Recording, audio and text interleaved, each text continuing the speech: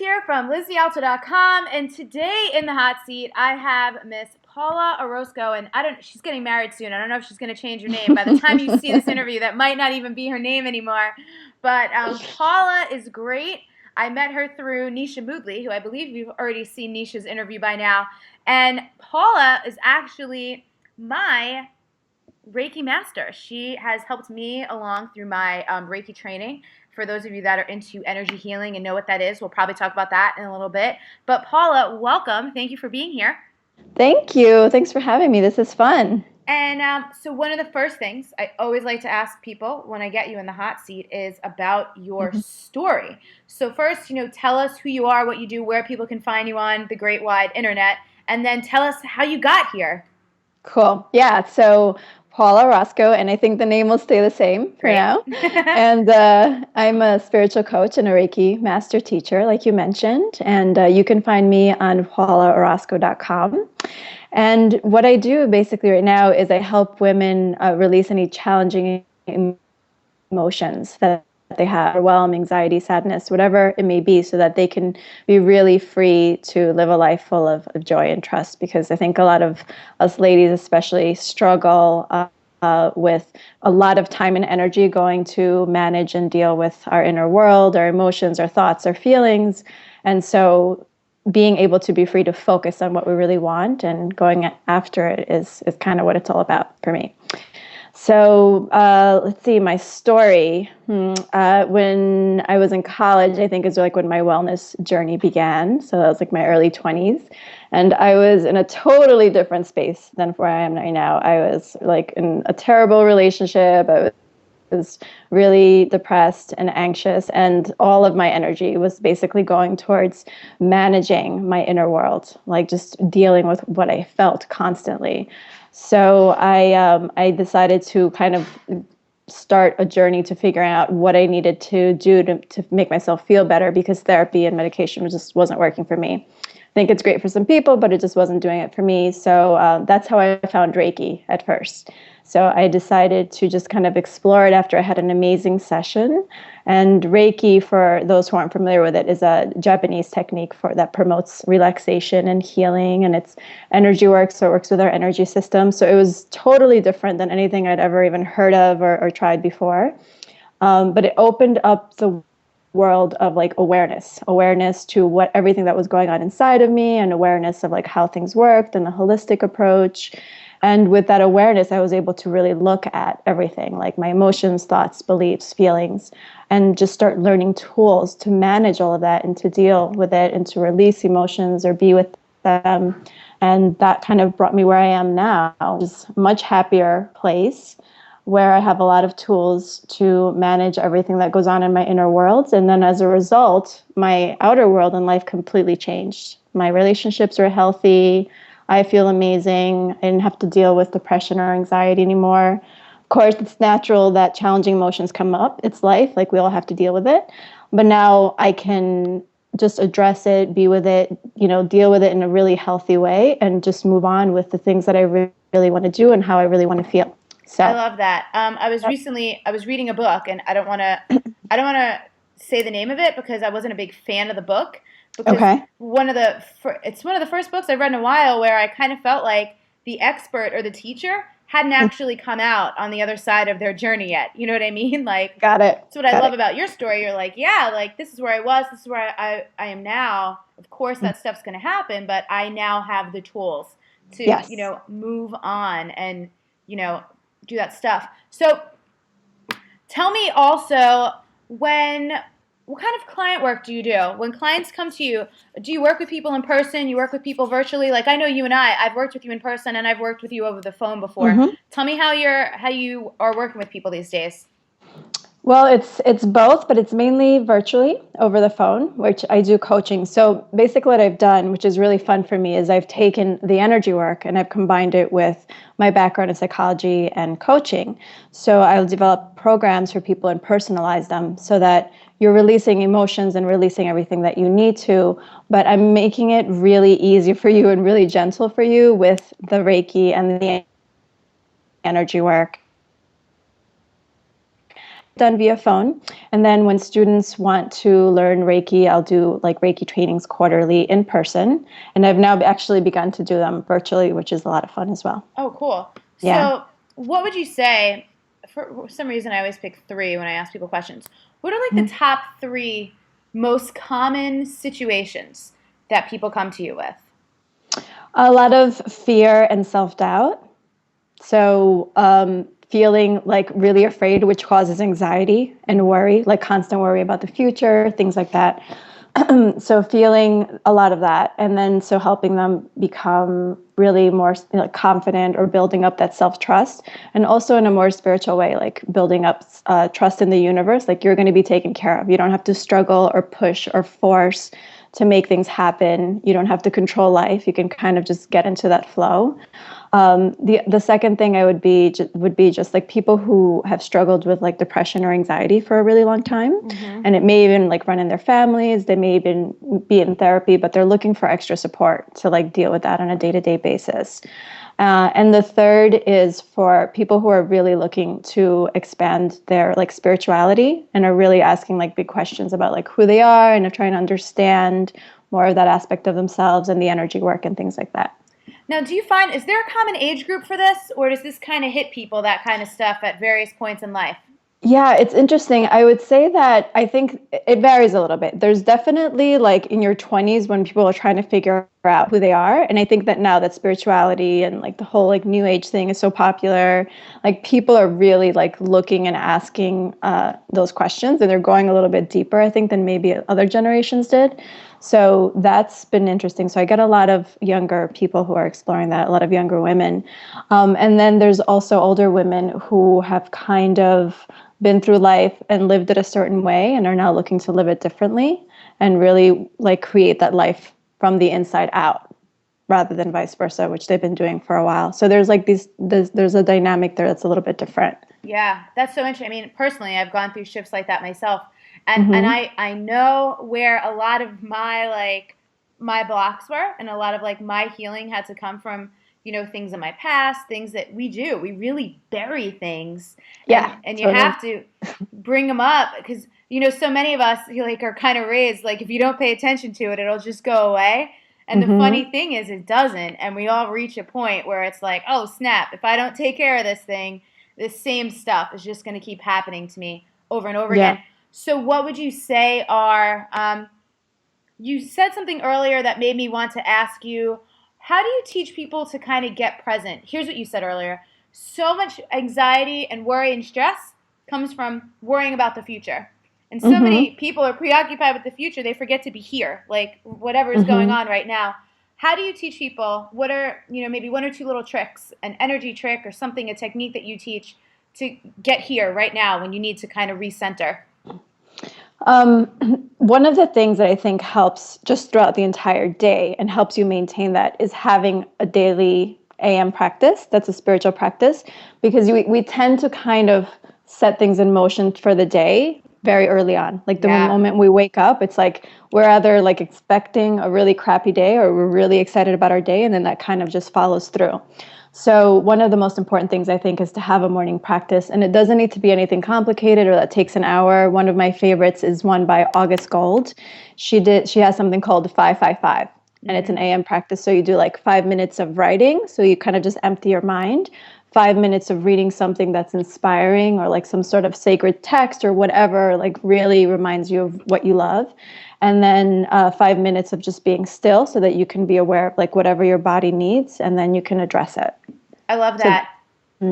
Um, it also reminded me, I was reading recently Brene Brown's book, Daring Greatly. Have you read this? I haven't. I've heard of it, but I haven't. It's amazing. I have a feeling you would really like it. Mm. I'm recommending it to everyone. I sent it to like half my family. But at some point in her work, she mentions Lynn Twist. Have you ever heard of the book, The Soul of Money? No. And I guess one of the things that Lynn Twist says in that book, which I read it years ago, I obviously need to go back to because I don't remember, but she talks about just what you said. Fairly Mm. often we wake up and our first thought in the morning is, I'm not enough in some way, Mm. shape, or form. Whether it's, I don't have enough time, I don't have enough money, I don't have enough love, I'm not this, you know what I mean? So Yep. I think that 555 sounds like such a brilliant idea because I think so many people think this, personal growth, self-help, spirituality, energy work, all that has to be so time consuming. And it really doesn't if you just start the day out that way. That sounds like a genius plan. So before, when we were chatting offline, you were telling me about a new program of yours that you just put together. What is that? Well, a lot of the women that I work with, we mentioned this already, the issue that they're coming to me with is like fear. And basically it boils down to self-confidence. And I don't even like to use the word confidence as much as self-trust, because I think confidence is like something you can have in one moment. And then when you try something new, you're not confident in that area because you don't have the experience with it.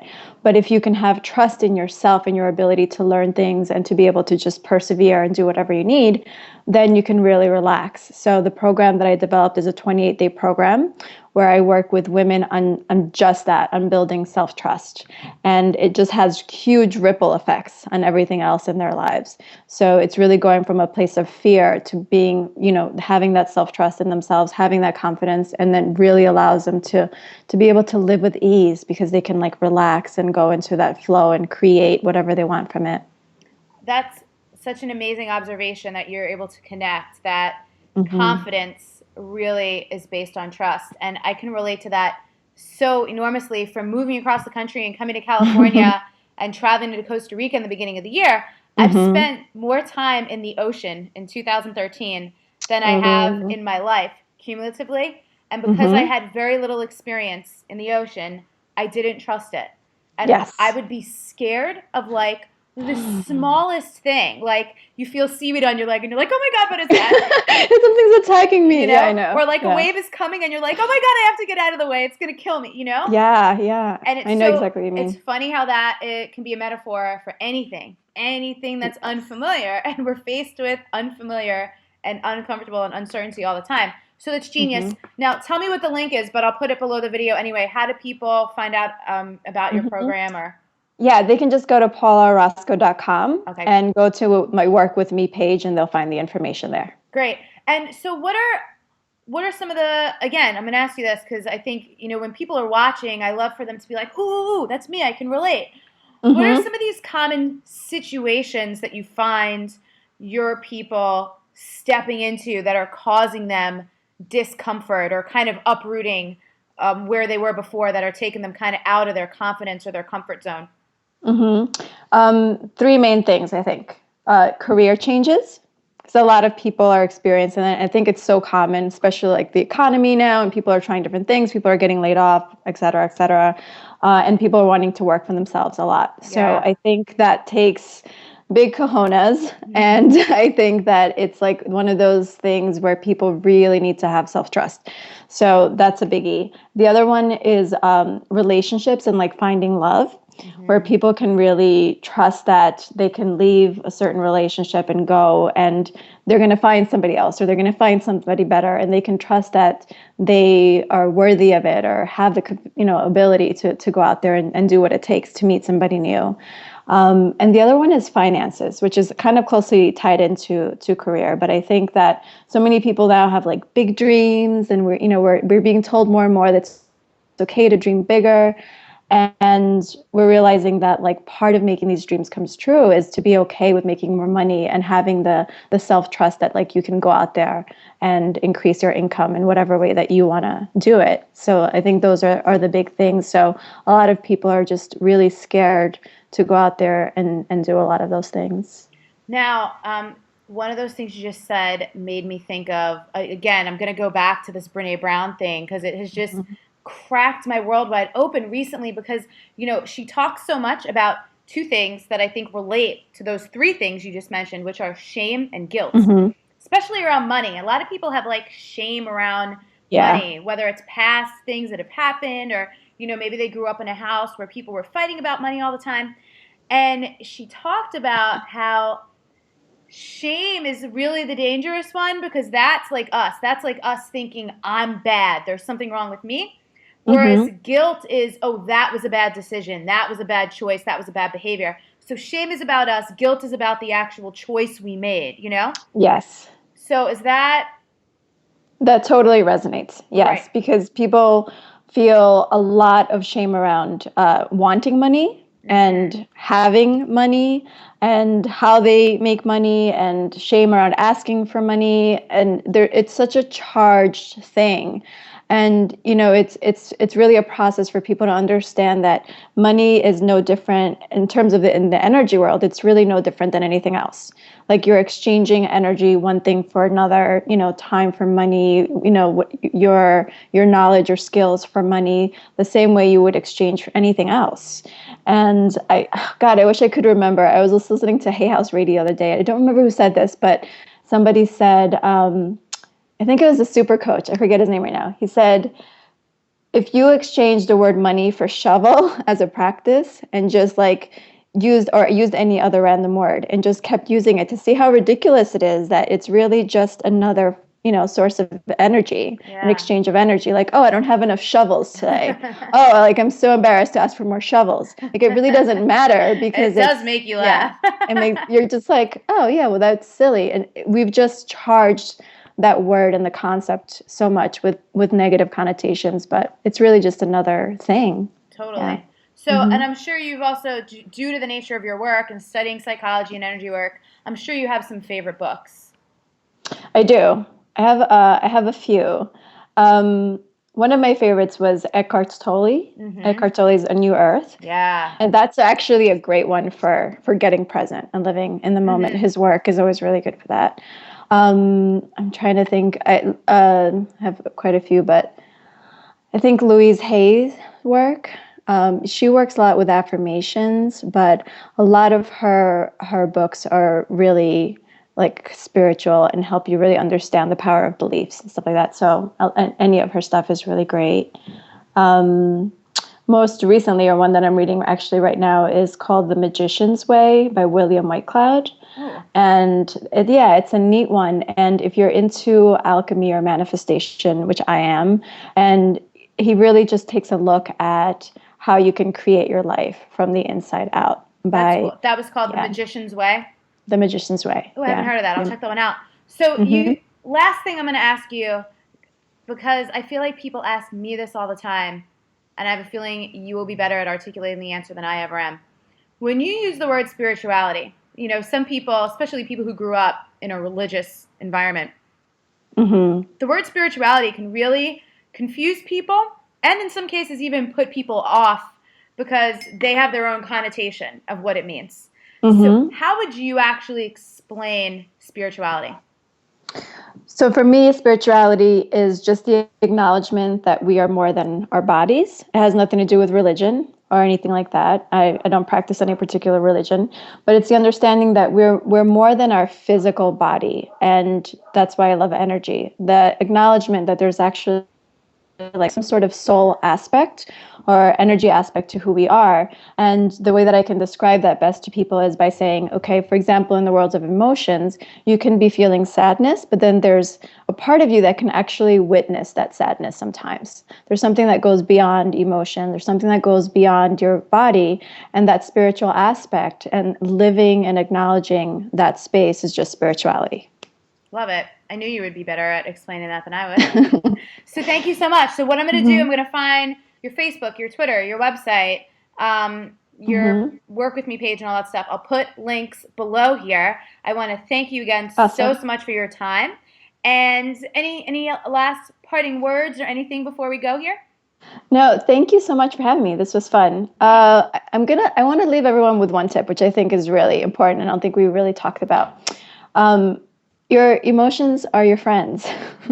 There's like a something that I keep noticing with people where when it's a fun emotion, it's great, and when it's a challenging emotion, it becomes the enemy. So just remember, they're always just there to help you and kind of guide you. So my last tip for the day. I love that, and it's so true. And even on the other side of any negative emotion is always the contrast of what good. How could we find it on the other side too? So Paula, again, thank you so much. If you guys want more Paula, check out the links below. If you're watching this on YouTube, it's just in the details section. You might need to click show more to see the full description. If you're on the blog, they should be there in the text as well. And we'll see you next time in the hot seat. All right. Bye. Bye.